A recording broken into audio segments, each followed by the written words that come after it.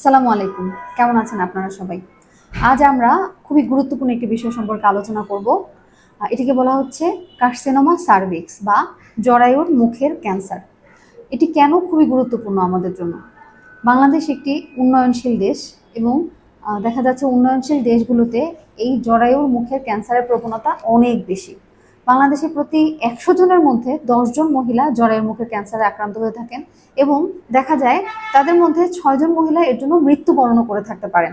সেজন্য অবশ্যই এটি আমাদের জানা উচিত। এখন আমি যদি বলি যে আমাদের দেশে জরায়ুর মুখের ক্যান্সার বেশি হয় কেন? আচ্ছা, তার আগে আমি একটি ছবি দেখাতে চাই, যেটি দেখে আমরা একটু অনুমান করতে পারবো যে জরায়ুর মুখের ক্যান্সার ব্যাপারটা কি, এটি কোথায় হয়ে থাকে সাধারণত। হ্যাঁ, আচ্ছা, এই যে এই ছবিটা আপনারা দেখেন, এখানে এটি হলো গিয়ে মাসিকের রাস্তা, এটা জরায়ু, এটা ডিম্বনালী, এটা ডিম্বথলি, এটাই হলো জরায়ুর মুখ।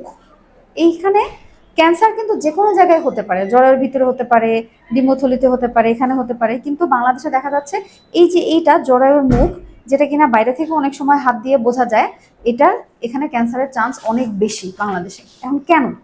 দেখা যাচ্ছে যে বাংলাদেশের গ্রামে গঞ্জে মেয়েদের অল্প বয়সে বিয়ে দিয়ে দেওয়া হয়, অল্প বয়সেই তারা স্বামী সহবাস শুরু করে, অল্প বয়সেই তারা প্রথম বাচ্চার মা হয় এবং অল্প বয়সেই বারবার তাদের বাচ্চা হয়।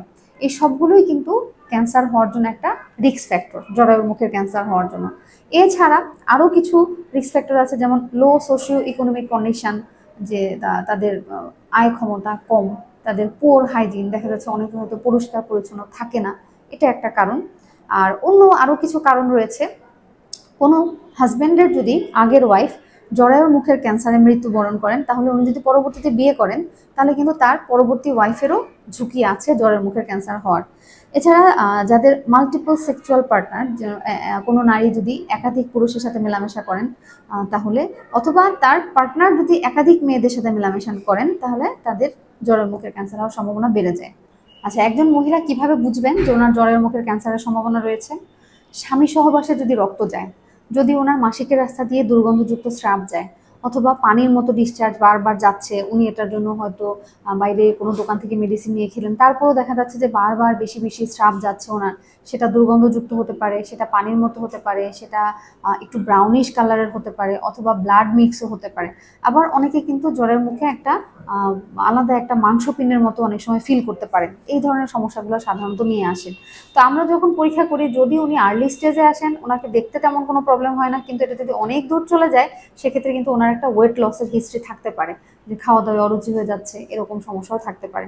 তো ওটা পরীক্ষা করতে গেলে দেখা যাবে যে ওটা জরায়ুর মুখে একটা বড় মাংসপিণ্ডের মতো হয়ে গেছে এবং সেখানে ঘা হয়ে গেছে, এবং দেখা যাচ্ছে ওখান থেকে মাংস খুলে খুলে বেরোচ্ছে, যার জন্য ওনার এই ব্লিডিংটা হয়। তো এটা কিভাবে কনফার্ম করা যায় যে এটা জরায়ুর মুখের ক্যান্সার? ওখান থেকে একটু মাংস নিয়ে পরীক্ষা করলে দেখা যায় যে এটা জরায়ুর মুখের ক্যান্সার কনফার্ম করা যায়।